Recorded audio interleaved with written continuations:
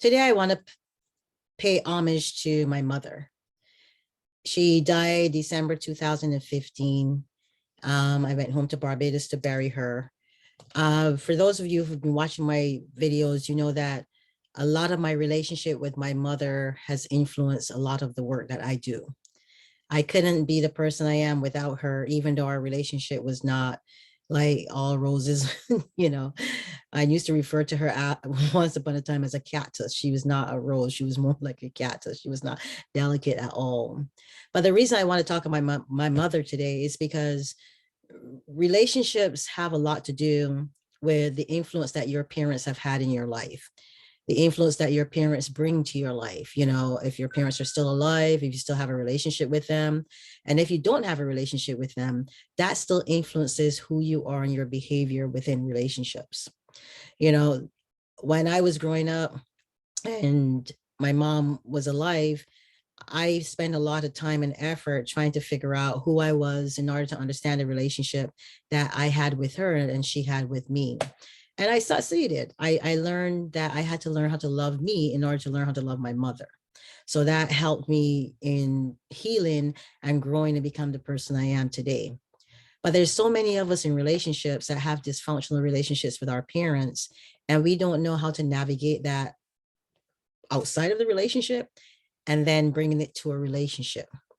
For example, a man's role with his dad, or not, or lack thereof, influences how he interacts with his sons or even his wife, and vice versa. A woman's role with her mother affects how she interacts with her children, especially her daughters.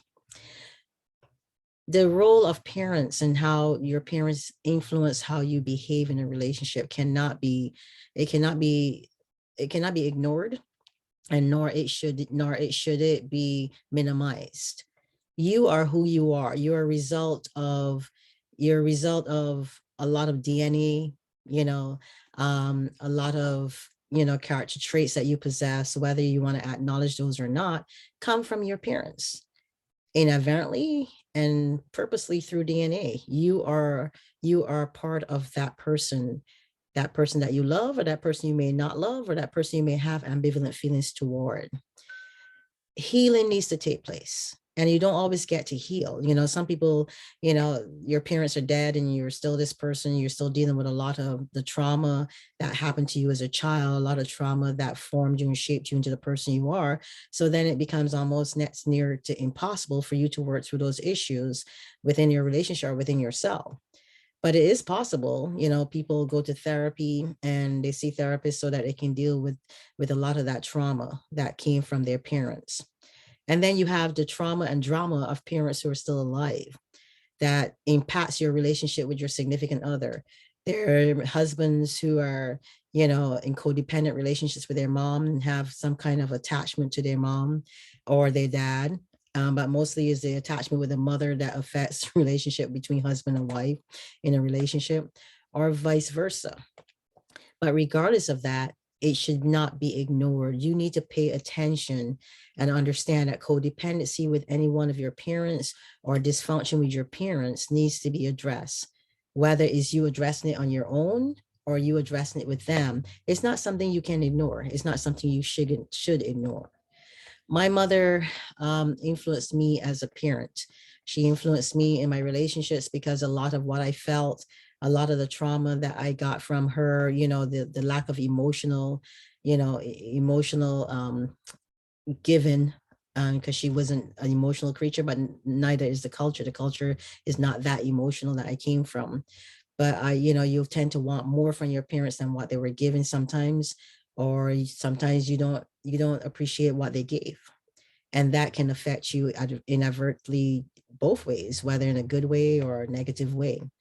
But your childhood, your inner child needs to be addressed so that you can be a wholesome individual.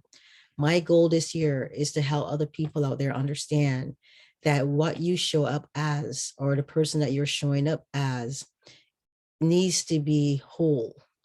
You need to work on yourself. You need to consider all aspects of yourself instead of denying yourself certain aspects and saying, oh, you know what, that happened in the past, I don't want to deal with it. A lot of cultures do that. They're like, you know what, it is what it is we grew up in a culture where people were abusive. We grew up in a culture with dysfunction. It's okay. It's not okay. It's not okay when it's affecting you and affecting how you show up in your relationships. It is not okay. At some point, regardless of how culturally acceptable certain things are, you need to look at yourself and realize that you have choices. You can choose not to be, be culturally influenced anymore at a certain age. You can decide, you know what? Well, that was culturally acceptable, but it doesn't make it right. It doesn't make it right to behave a certain way. It doesn't make it right that my parents did what they did. It doesn't make it right that I had to endure that. Yes, I did. So now I have to deal with repercussions and the acknowledgement of my emotions.